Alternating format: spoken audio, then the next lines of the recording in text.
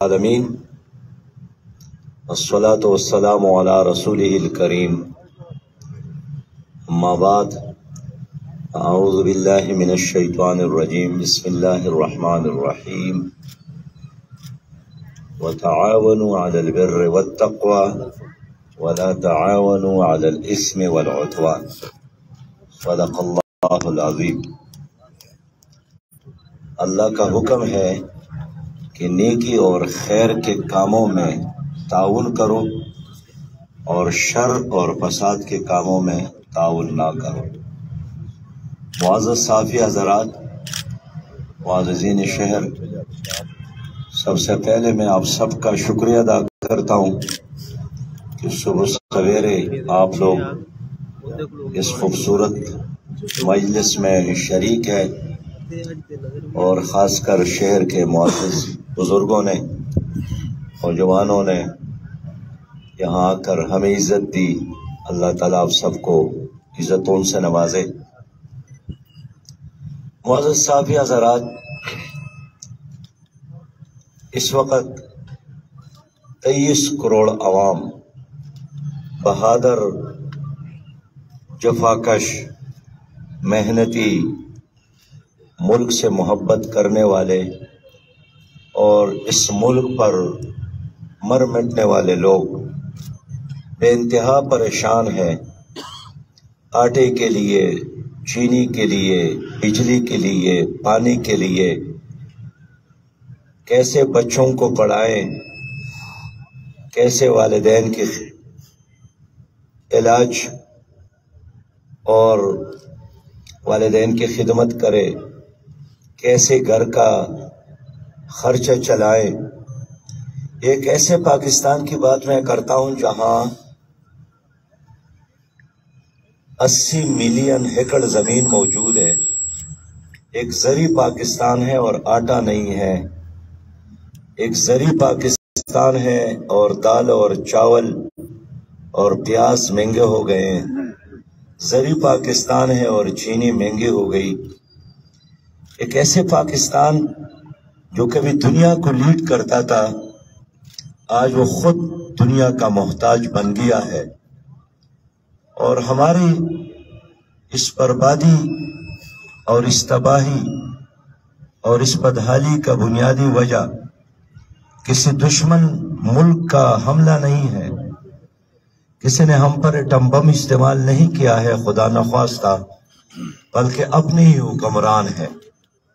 عدالتوں میں انصاف نہیں ہے اور یہ خود ججز بھی کہتے ہیں۔ تعلیمی اداروں میں تعلیم نہیں ہے غریبوں کے لیے، ہاسپٹل میں علاج نہیں ہے غریبوں کے لیے، اور لوگوں کا اعتماد ختم ہو گیا۔ عدالتوں پر اعتماد ختم، اداروں پر اعتماد ختم۔ جو قانون ساز ادارے ہیں وہ بھی توقیر ہو گئے ہیں، گالی گلوچ کے علاوہ اور وہاں کوئی چیز سننے کو نہیں ملتی۔ ان حالات میں سارے لوگ پریشان ہیں، پیپل پارٹی کا ووٹر، پی ٹی آئی کا ووٹر، مسلم لیگ کا ووٹر، جنہوں نے ان پارٹیوں کو ہمیشہ ووٹ دیا ہے، سپورٹ دیا ہے، ہر نعرے کا ساتھ دیا ہے۔ قرض اتارو اور ملک سنوارو نعرہ تو عوام نے اس میں قربانی پیش کی۔ ایشین ٹائیگر بنانا ہے پاکستان کو تو عوام نے ووٹ دیا۔ مدینہ کی اسلامی ریاست کے نام پر عوام نے ووٹ دیا، لیکن ان تمام پارٹیوں نے آ کر وہی کچھ کیا جو امریکہ کو مطلوب تھا، جو ورلڈ بینک کو مطلوب تھا، جو IMF کا آرڈر تھا، اور ان سب نے مل کر پاکستان کے عوام کے ہاتھوں میں ورلڈ بینک اور IMF کے ہتھکڑیاں ڈالی۔ ہر پاکستانی 2,70,000 سے زیادہ مقروض ہو گیا۔ 62.7 ہزار ارب کا قرضہ ہمارے کندھوں پر ہے، اور اس کا نتیجہ یہی نکلا کہ ہر 5واں پاکستانی ڈپریشن کا شکار ہو گیا۔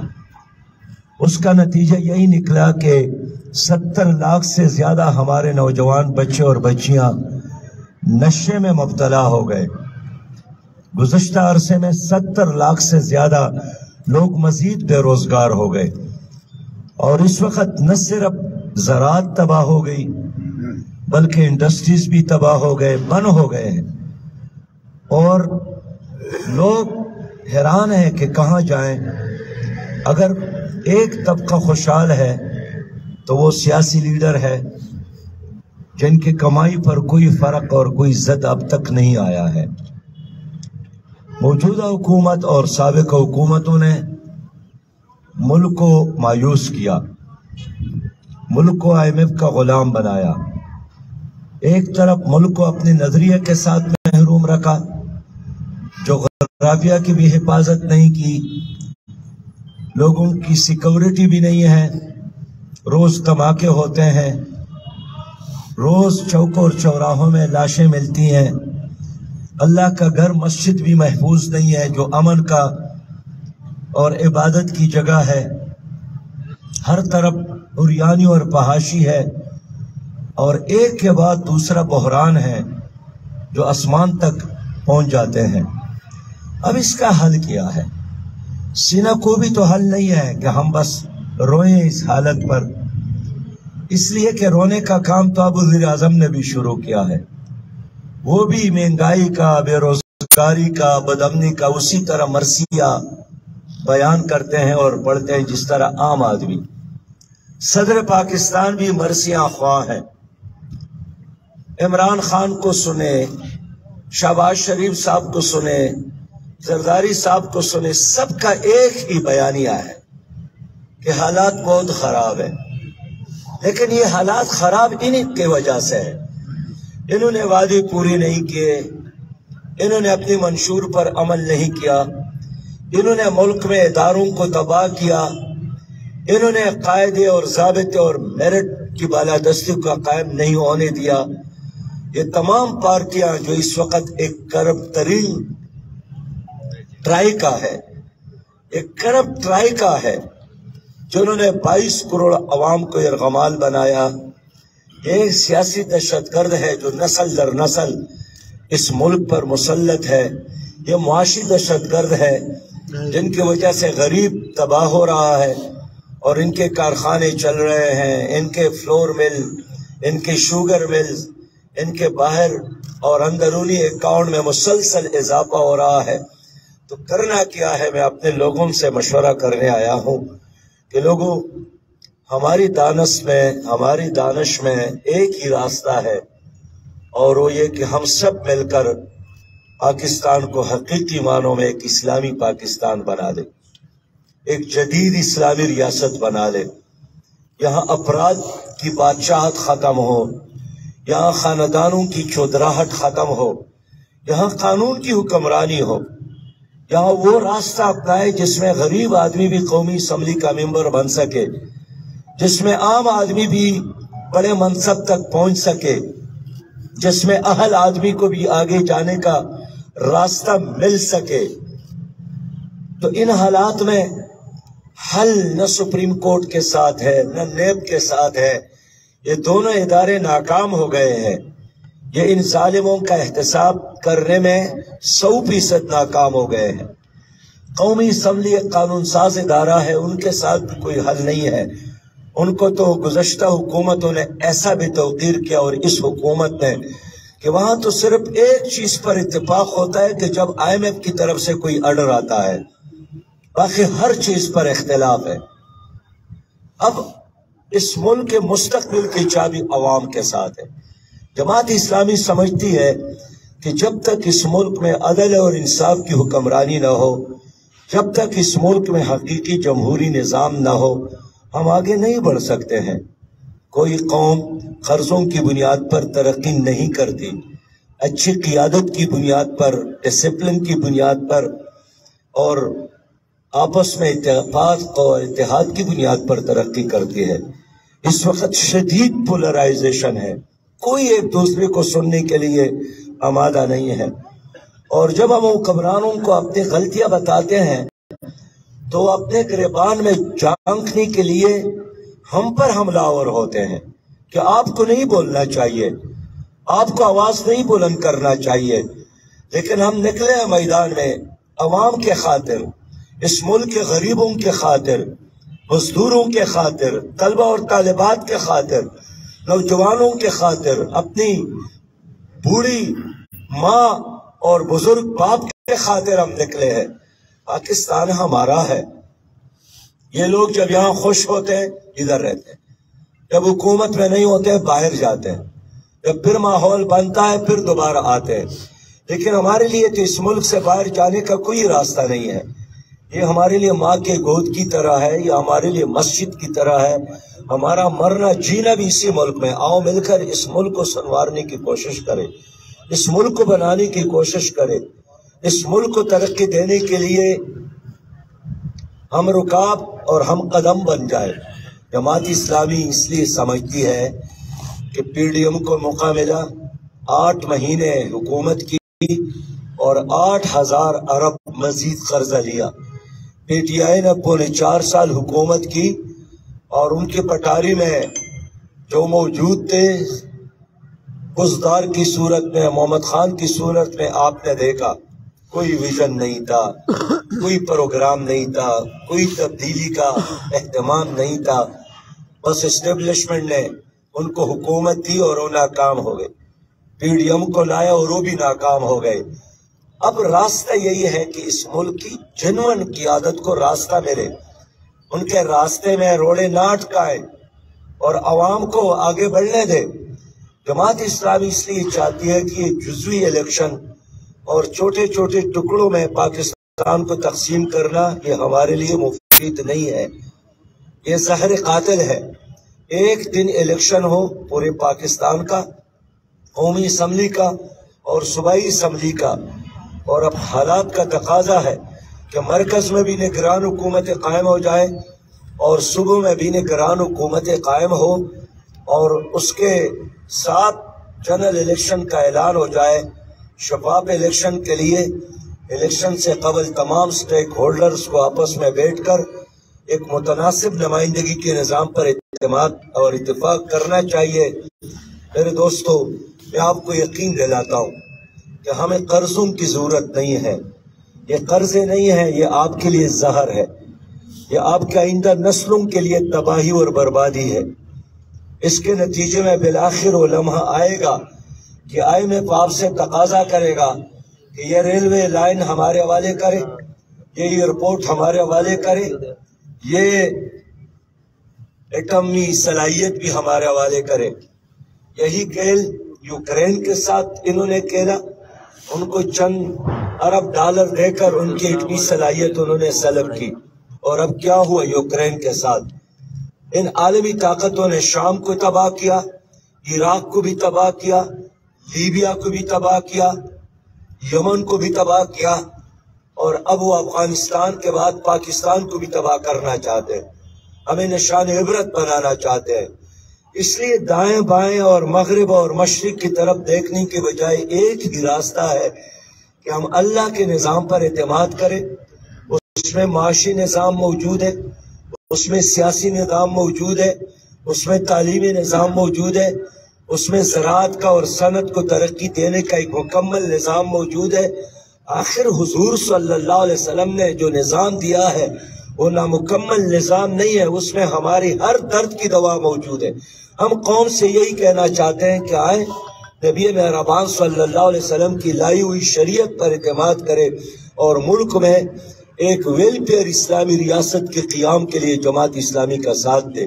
میں ایک بار پھر اہل گجرات کا شکریہ ادا کرتا ہوں، اور اس مبارکباد کے ساتھ کہ یہ جو گجرات ہے انہوں نے ہمیشہ بڑے کارنامے انجام دیے، انہوں نے ہمیشہ ملک کے خاطر قربانیاں دی ہیں۔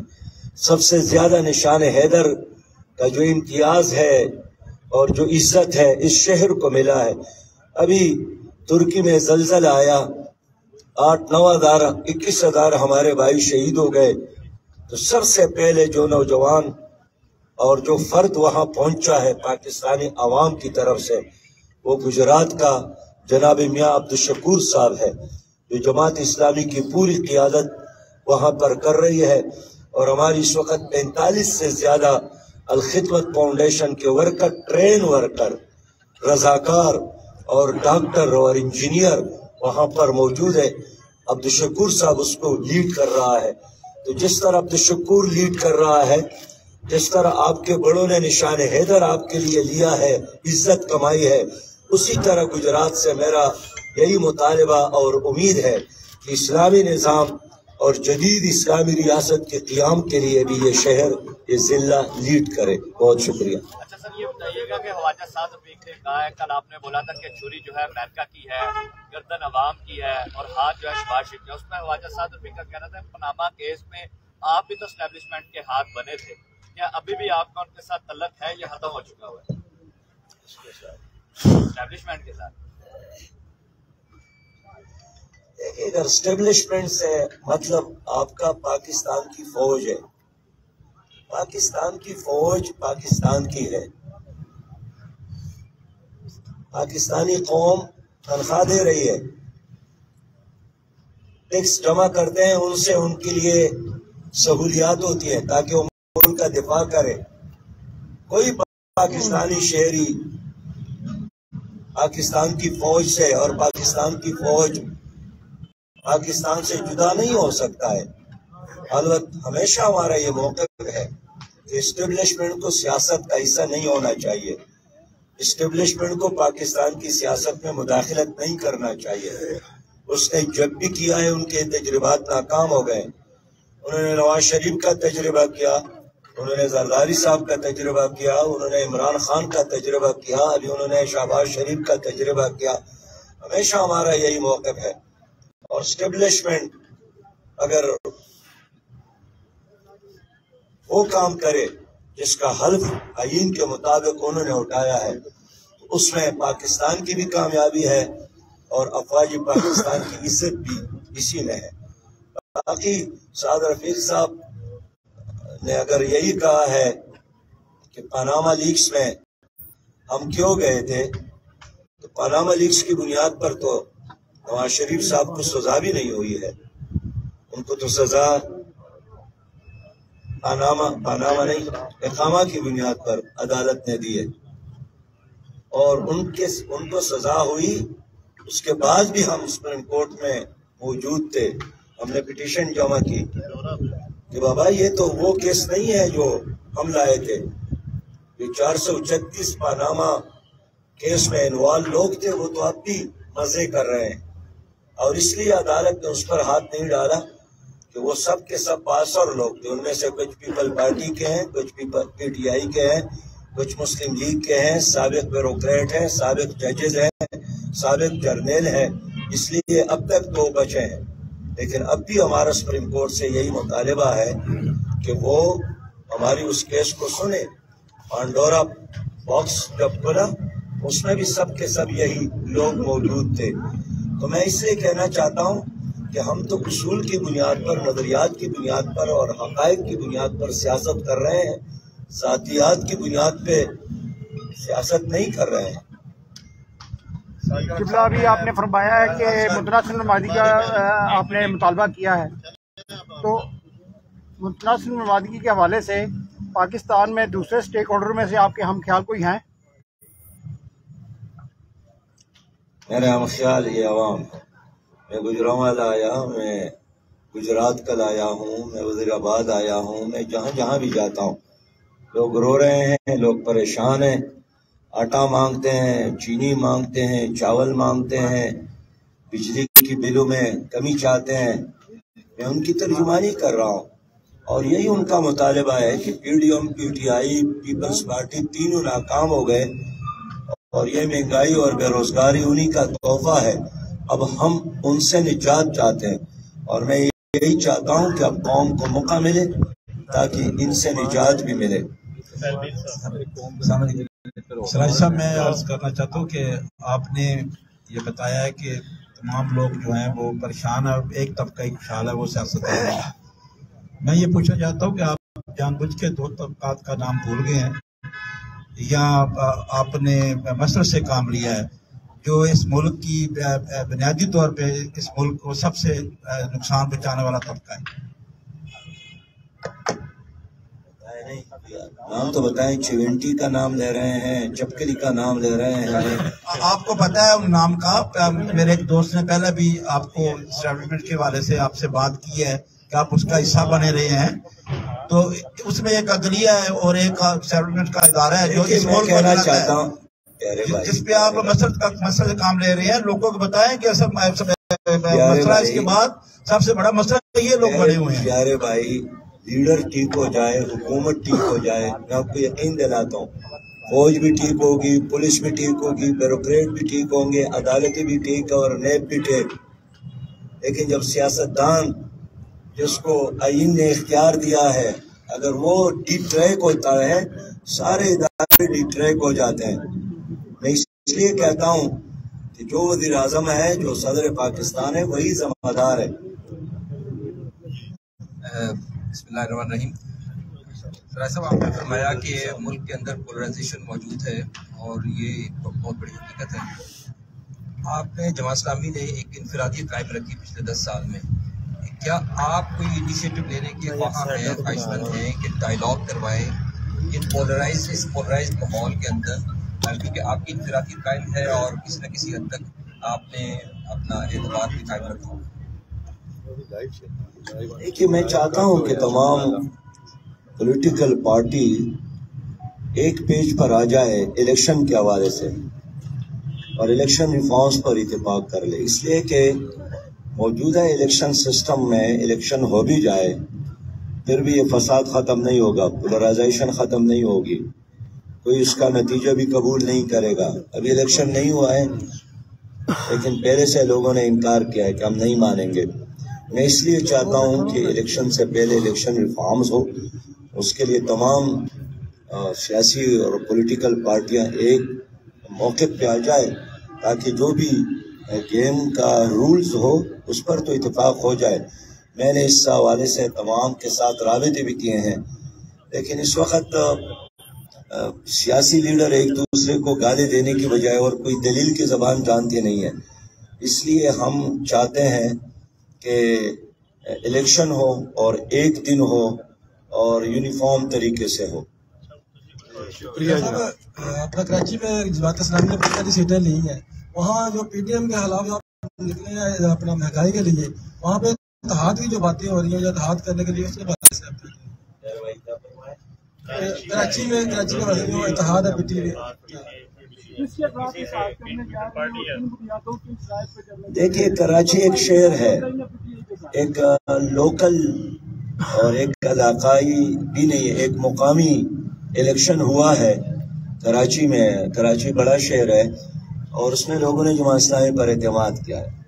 وہاں ہمارا مطالبہ یہی ہے کراچی میں کہ پیپل پارٹی نے کراچی شہر پر شب خون مارا ہے, نتائج کو بھی تبدیل کیا ہے اور اب تک 11 حلقوں میں الیکشن بھی نہیں ہوا ہے. 6 حلقوں کے حوالے سے سماعت الیکشن کمیشن کر رہی ہے, وہ بھی تاریخ پر تاریخ اور سماعت پر سماعت ڈال کر فیصلہ نہیں دے رہی ہے. تو ہمارا ڈیمانڈ یہی ہے کہ ان 6 حلقوں کا بھی فیصلہ کر لے الیکشن کمیشن, اور جن 11 حلقوں میں الیکشن ہونا ہے وہ بھی جلدی اس کا اعلان کر لے. اور اس کا اعلان نہ ہونا کراچی کے عوام کے ساتھ ظلم اور زیادتی ہے. تو فیصلہ ہو جائے, عوام کا مینڈیٹ جنہوں نے ان کو دیا ہے وہ سامنے آ جائے. اس وقت جماعت اسلامی نے کسی پارٹی کے ساتھ اتحاد کا, ایڈجسٹمنٹ کا, ساتھ دینے کا فیصلہ نہیں کیا ہے. اس لیے کہ ہم چاہتے ہیں کہ پہلے مرحلے میں جماعت اسلامی کو کراچی کا ایک لارجسٹ اور اکثریت رکھنے والی جماعت کو تسلیم کیا جائے, اور پیپل پارٹی ظلم اور سرکاری وسائل کے ذریعے ان نتائج کو سبوتاژ کرنے کی کوشش کر رہی ہے. لیکن ہم کراچی شہریوں کو یقین دلاتے ہیں کہ جو مینڈیٹ انہوں نے جماعت اسلامی کو دیا ہے ہم انشاءاللہ ہر قیمت پر اس مینڈیٹ کی تحفظ کریں گے, اور ہم تحفظ کرنا جانتے ہیں. شکریہ جی. محترم امیر جماعت ہے, چونکہ آج پنڈی پہنچ رہے ہیں بات وغیرہ, وہ رستے میں تمام شہروں کے اندر استقبال بھی ہے. میں ایک بار پھر آپ سب کا شکریہ ادا کرتا ہوں, معززین شہر کا بھی, اور جماعت اسلامی گجرات شہر, جماعت اسلامی ضلع گجرات کی قیادت کو खराज तहसीन पेश करता हूँ कि कल अवामी मार्च जो महंगाई के खिलाफ लाहौर से निकला था उसका फ़कीदुल मिसाल इस्तिकबाल किया है। हम सब इंशाल्लाह अब नाश्ता करेंगे। इस दौरान अमीर जमात हमारे दरमियान ही है थोड़ी देर के लिए, और फिर हम आपकी दुआओं से इंशाल्लाह रुखसत होंगे अगले मरले के लिए रावलपिंडी के लिए। हमारी ख्वाहिश है कि एक दफ़ा अमीर जमात सिर्फ पूरा एक दिन हमें दें तो हम इस नेशनल असम्बली के हल्के के तमाम बास और चुनिंदा अफराद को इकट्ठा करके 2-3 घंटे का सेशन उसके अंदर करें, जिसमें हम आपकी तजावीज़ भी, आपके मशवरे भी, और आप जो हमारा एहतसाब करना चाहें उसके लिए भी मेरे सूबा भी, अमीर ज़िला भी और हमारी लीडरशिप जो है वो भी पेश करेगी। आप सबका शुक्रिया। नाश्ता तकरीबन लग गया है और नाश्ता लग चुका है। बहुत शुक्रिया जी।